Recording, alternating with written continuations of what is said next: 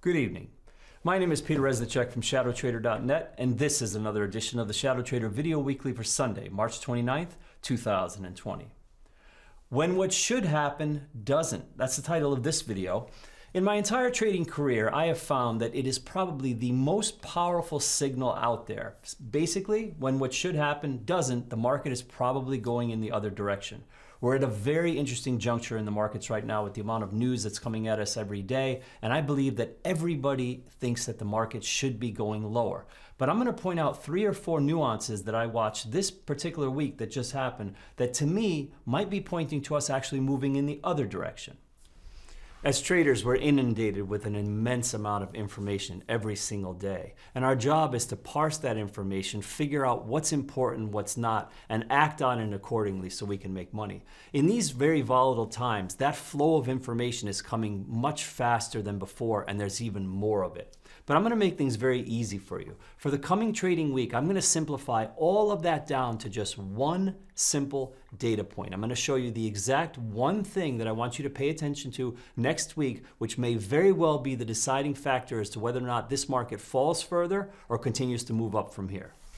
And last but not least, I want to revisit that Crude chart with you one more time. If you recall, 2 video weeklies ago, I said that Crude might be setting up for the trade of the year. Well, since then, not a lot has changed, and I think Crude might actually be headed for the teens very soon, a very low price that we haven't seen in a very long time. All right, without further ado, let's get into it. So, as per the title of the video, I'm going to do my best to show you a number of things that occurred this week, mostly in the latter part of the week, that basically fall under that category of when what should happen doesn't. And remember, when what should happen doesn't, usually you get a move in the other direction. It's a signal basically that should be paid attention to. And the most important thing that happened this week in terms of when what should happen but doesn't is the fact that the NASDAQ 100 actually broke the downtrend. This is the downtrend line that is in place from the all-time highs. And remember, there's a steeper one here, but that one was too steep to hold. That was going to break anyway, right away. So really my focus is on this fact, is that on Thursday, the market actually, Thursday and Friday, I should say, these last 2 trading days, the market closed daily bars on the NDX above the downtrend line. Okay, and we're going to talk about this 20-period moving average as well. Notice that the NASDAQ actually pierced it by a little bit on that Thursday session and didn't just repel right away from it, actually closed right above it, which is also interesting. I would have thought that coming into the moving average, the 20 would have repelled prices right away because it often does, but it didn't. So that's the first thing that I want to mention. I want you guys to keep in mind that the NASDAQ is actually no longer technically in a downtrend. All right. Next thing we're going to look at is a little bit more nuance. We're going to flip into the market profile and we'll just look at a couple of nuances. And this is where things get a little bit more granular, but it's really, really important. And some of these things you can only see as they're developing during the day. But if you want to have a better handle on where you think things are going to go in a slightly longer time frame, what you do is you watch these things during the day and you add them to an ongoing narrative, and you build that narrative with enough data points that it gives you the confidence to, have a pretty good idea of what's going to happen next, more than likely. So one of the things that I saw between Thursday and Friday was the fact that Thursday started out with what's known as an opening drive to the upside. You had these single prints here, and when you have an opening drive like that, it's usually a function of just rampant short covering and everybody just kind of hitting the button at once. So that also kind of stuck with me in that I was thinking, so the market is obviously very, very short, yet it's obvious from this activity that people don't want to be short, right? At least on this particular day on Thursday, you had the market open here at the green dot. I don't know if you can see that. And just, there was just very little downward move, and then it just rallied very, very hard and built value much, much higher. So then coming into Friday, as we were poised to gap down, and open lower, which actually was right here at this green dot, I was telling people in the pre-market perspective, which I write every morning, about that they should pay attention to the fact that this opening drive here probably is not going to offer very much support if prices were to dribble back down into them. Well, interestingly enough, on Friday, I thought it was noteworthy that the market actually tested a portion of those single prints, went in there, and yet then reversed itself. I thought that was very, very interesting. And it was early in the session The first period is the B period. We found some sellers, but obviously not enough. And look at the volume. Look at the huge volume taper. The taper, remember, is the classic sign that it's basically not going to work for the sellers. Usually it's the end of a move. And we got the taper very, very early. No volume came in, tells you that traders were not committing to these lower prices. And this single print area here, which should have accepted prices and actually brought them lower because it probably wouldn't offer much support, actually got rejected like out of the blue somewhere in the middle. And that right in and of itself is a nuance that I pay a lot of attention to, and especially is very salient in this discussion because it really points exactly to that thing of when what should happen doesn't. Pay attention. If the market is weak and prices come down into a single print area where you know that it was just very emotional buying on the way up, short covering, there should be no support there. And yet, the market found support there. So I found that very, very noteworthy. Beyond that, when I look at these profiles over the last couple of days, and again, I'm thinking in the context of the market should be rolling over. It should be falling back down hard. This is nothing but short covering. The market should be falling apart. If that's the case, I found it interesting on Friday that the value area, which is where 70% of the volume traded, and this is really the most important part of the market profile, that it was overlapping to down with Thursday's value, and it only overlapped a little bit. You could almost call this unchanged value because the majority of Friday's value area is actually inside of Thursday's value area. This is noteworthy for a couple of reasons because, again, a weaker market would not establish value this way in more of an overlapping manner. The overlapping manner speaks more to a consolidation at these higher prices and acceptance of them rather than a rejection of them and bringing value much, much lower. Okay? Now we're going to look at market internals as well. We're going to shift back over to the toss chart and we're going to put it on what we call the quad, which is the most important tool in my arsenal, and I believe it should be the most important tool in everybody's. This is the dashboard and the gauges that you need to navigate the market. And obviously the market internals are very, very much a intraday type of indicator. If you're a day trader, you live by this. Short-term trader looking for a specific entry, trying to hone an entry to get very, very good trade location, you should also live by this. In the bigger picture, however, it can also have some value if you add it to your narrative and look at where the internals were on up days versus down days, etc. So there were a couple of things that I noticed here, which I thought were kind of noteworthy.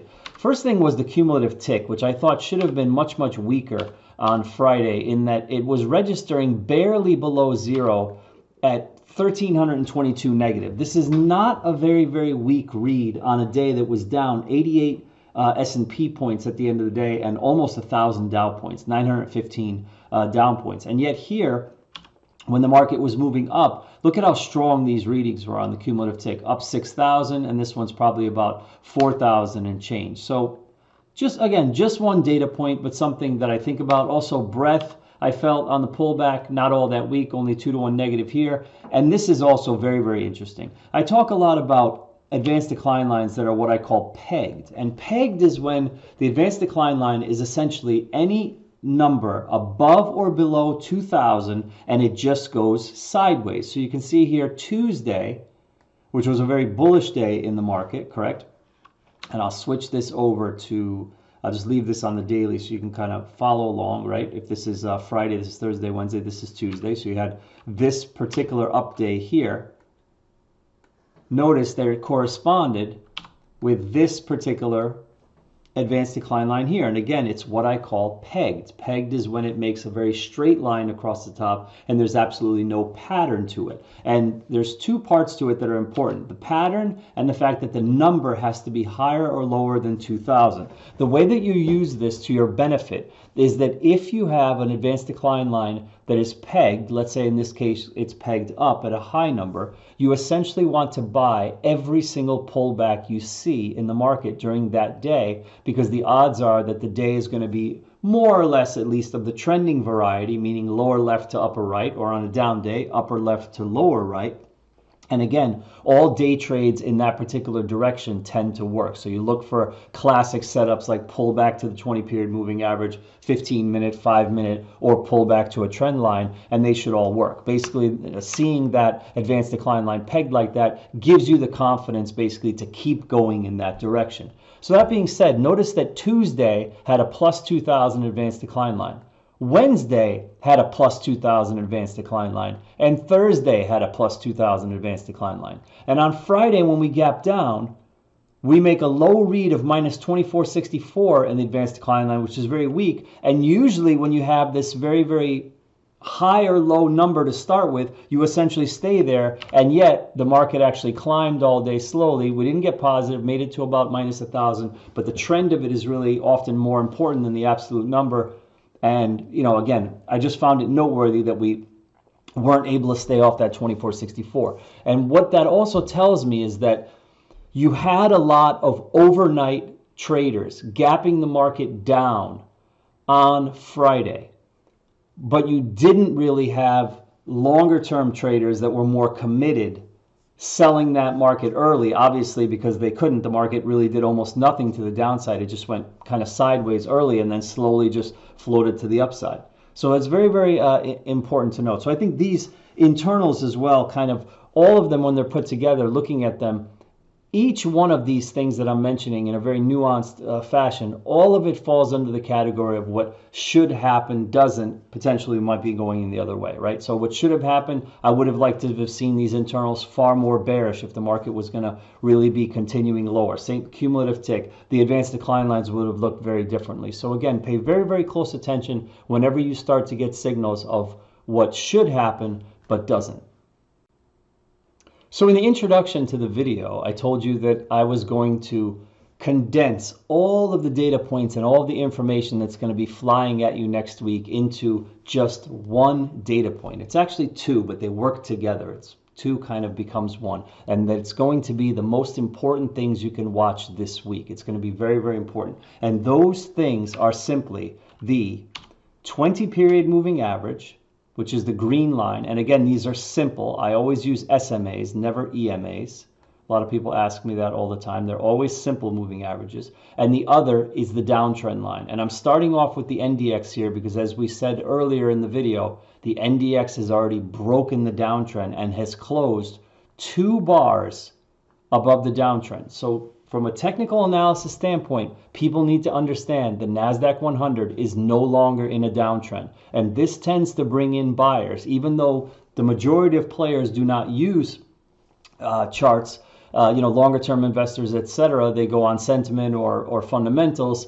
It's happening. It's like a self-fulfilling prophecy, and it just kind of happens. So don't be surprised if the market actually just dribbles up higher, and then the target would be here to the 50% fib retracement, which basically represents half back from the move from the top. So moving off of the NDX, the SPX obviously hasn't hit it yet, and that's why this is so important in the coming week. I want everybody to focus on these two technical nuances that are very important. And notice that in the SPX, they are one and the same currently. The green line of the 20-period simple moving average is actually sitting right on the trend line. So it's going to be very, very interesting and noteworthy on Monday and in early trade next week of where we open. And again, if we close a daily bar above in the SPX, NASDAQ is probably going to follow. That means the NASDAQ will then close a 3rd bar above the trend line and potentially even above its 20-period moving average. Again, when what should happen doesn't, it's a signal that we're potentially going in the other direction. What should happen is the market should resist at the 20. After a protracted down move, you come down and the 20-period moving average is here. Generally, you come up, you test it, and the 20-period knocks it on its head and sends it lower. So we know what should happen, and we're going to be watching for that early next week. Okay, so let's revisit the crude chart again. Remember in the video weekly of a couple of weeks ago, I said this could be setting up for the trade of the year, which to me would be in the long direction. I also talked a little bit about what's causing this. We have this price war between Russia and Saudi Arabia, and whole lot of stuff in between, and it sent prices far lower. And on Friday afternoon, we have now closed at 21.84, which is very, very low. And notice that this yellow line is still here. That's the approximately 26 level that I talked about in the prior video. And I've got to go all the way back to the monthly for you guys to see it, which is the prior support level here from way back, which would be 2016. Okay, now keeping it on the monthly, making it a bit smaller, right? Notice that I've also drawn the second line, which would take us back all the way here to the 2001 lows, and that, of course, is more in the teens, is in the high $17 a barrel, roughly. Okay, if we look at how things are developing now, I believe we could go there. I said in the video that I felt that anywhere in this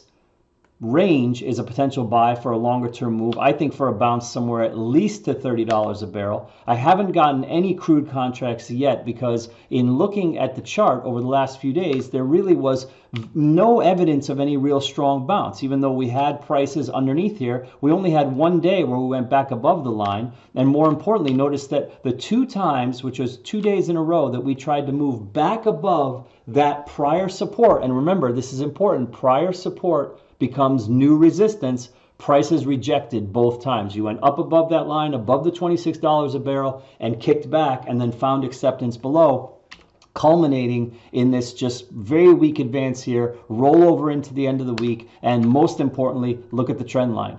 If you connect the 3 sessions here, perfect trend line to the upside. We had a little bit of a price exploration below it late Friday afternoon. So I think this pattern, which is essentially just a classic bear flag, could certainly move lower. And I'm going to be focusing on potentially prices under 20. As I was saying, we could see crude in the teens. And again, up against that 17 level, I think is basically an area to start picking up a couple of contracts. And then if there's a spike lower, maybe into the mid-teens, then maybe you could pick up a little bit more. But again, that area is still definitely in play. And I do think that this is going to be a potential big trade to hold at least for a few weeks for the inevitable bounce towards, if not 30 to 35 a barrel, potentially at least back to that prior low, right, that I've been talking about. We would go down and we would retest that 26 area. And that's all for this week. Thank you, as always, for spending just a little bit of your weekend with me. If there's just one data point I want you to take away from this video, it's really all about that 20-period simple moving average and that downtrend line in the SPX. Information is going to continue to come at us hot and heavy, but in the next trading week, I invite you to just focus on just those 2 data points because I really believe they are going to be the deciding factor as to whether or not the market moves higher from here or we roll over again and start making some new lows. If you like the guidance that I provide you in these videos and you'd like to have that same guidance throughout the trading day, then I invite you to check out the link below, shadowtrader.net/options. That's where you'll find all the information on the options advisories that we offer, where I send you trades and commentary in real time via text message to your phone. On behalf of myself and the entire ShadowTrader team here in beautiful Philadelphia, Pennsylvania, I wish you good trading and good night.